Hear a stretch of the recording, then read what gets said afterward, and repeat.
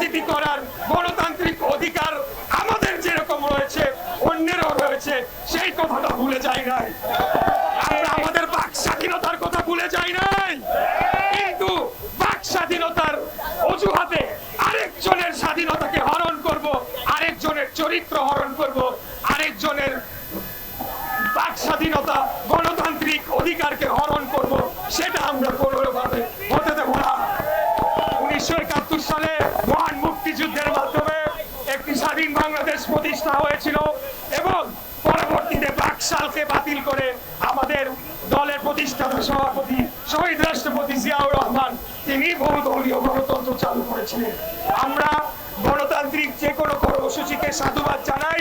আমাদের নবাগত কিছু তরুণ তারা একটি রাজনৈতিক দল গঠন করেছে, আমরা সেটাকে সাদরে গ্রহণ করেছি। তাদের অনেকে আমাদের সাথে সংসদেও রয়েছে, সৌহার্দ্যপূর্ণ একটি সম্পর্ক রয়েছে।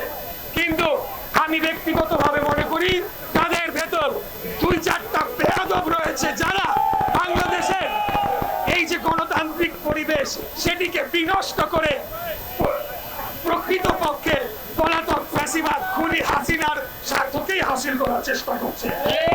কারণ আমাদের মধ্যে যদি সৌহার্দ্য, সম্প্রীতি এবং গণতান্ত্রিক যে সুসম্পর্ক থাকার কথা সেটি যদি বিনষ্ট হয়, সবচাইতে বেশি লাভবান হবে পলাতক খুনি স্বৈরাচার গণহত্যাকারী হাসিনা।